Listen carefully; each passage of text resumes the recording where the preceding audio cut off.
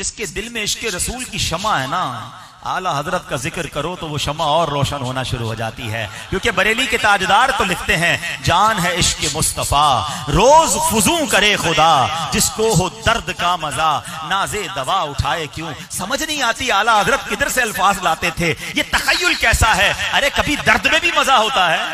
بندہ کہتا ہے درد نہیں ہونا چاہیے، درد میں تو تکلیف ہوتی ہے. مگر میرے امام سے پوچھو، کہتے ہیں عشق رسول میں جب درد ہوتا ہے اس کا مزہ ہی اور ہوتا ہے.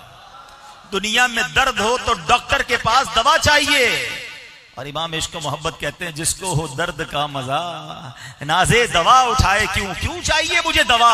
ارے میں تو چاہتا ہوں یہ درد اور بڑھتا رہے، یہ درد کبھی ختم نہ ہو. یہی بات، یہی تخیل آپ کے برادر مولانا حسن رضا خان صاحب لکھتے ہیں نا، میرے دل کو درد الفت وہ سکون دے الہی. کمال کا خاندان ہے، کمال کی باتیں ہیں. ارے درد میں سکون کدھر سے آ گیا؟ کہتے ہیں دنیا کہتی یا اللہ بے قراری ختم ہو جائے، قرار دے دے. مگر شہنشاہ سخن کہتے ہیں میرے دل کو درد الفت وہ سکون دے الہی.